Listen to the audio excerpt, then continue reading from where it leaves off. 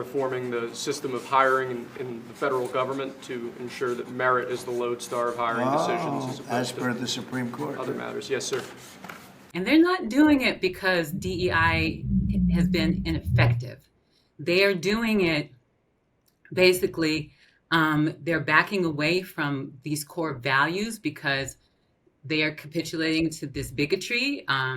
They are capitulating to the pressure from a few, and they're trying to score political points, but they're not doing it because diversity, equity, inclusion, or DEI is a bad thing, or they have any evidence that it's a bad thing.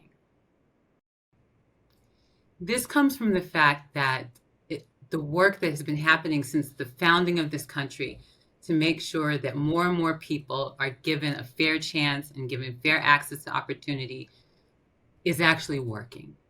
That we have seen more diversity, and we've seen that diversity creates opportunity, that it creates revenue.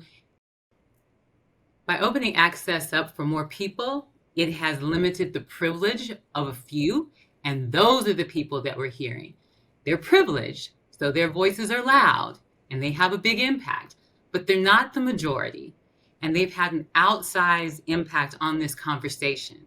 And so that's why this organization exists, why the APR network exists, to push back and to reflect the fact that most people actually support DEI, that most businesses will say that, yes, this is the thing that has helped our bottom line, that has helped with our retention of our talented workforce.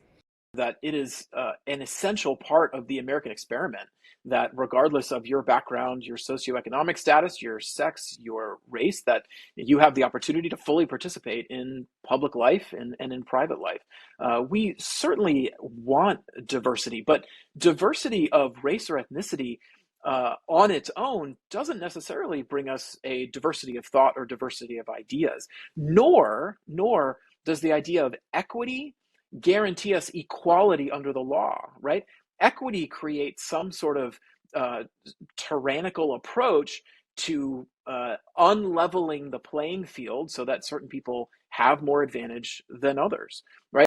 Any of the activities that were going on in these DEI agencies should be viewed as ineffective and not furthering the purpose of taxpayers or the Trump administration's goals for the country. So I think that is likely why it was so far-reaching. Nevertheless, present discrimination is necessary because of past discrimination. Future discrimination will be necessary for present discrimination.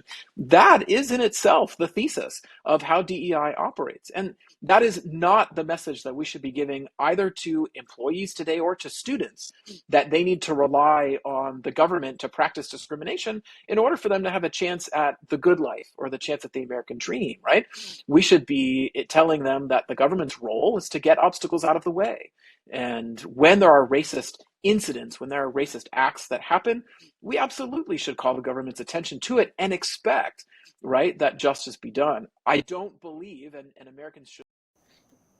Merit means that people get the jobs that they are qualified for, that they have experience for, and that they are promoted without any elements of discrimination seeping into the process. Unfortunately, America has a very long history of excluding people based on different factors: race, gender, sexual orientation, gender identity, disability status, on and on and on. The DEI programs were instituted to correct for that, to allow the merit of a person to be the determining factor of whether or not they had a position and what opportunities they could have. If you eliminate these programs, we return to a time when discrimination rules the day. So this isn't about taking people who are not qualified for jobs. It's about making sure everyone who is qualified for a job gets an opportunity. And in the context of these executive orders, President Trump is targeting programs within the federal government that would have ensured that positions, programs, contractors, grantees are moving forward in a non-discriminatory way and promoting opportunities and within the federal government.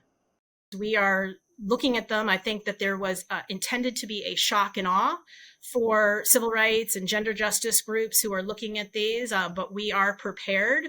We're examining the EOs. We are looking at every opportunity, including litigation, congressional advocacy, the court of public opinion, and more. But a president has executive authority to change, to command the agencies, to issue executive actions, but he cannot reverse a law without Congress. And the judiciary will also have a check and balance on some of these actions. We were paying $500 million. It seemed a little unfair to me.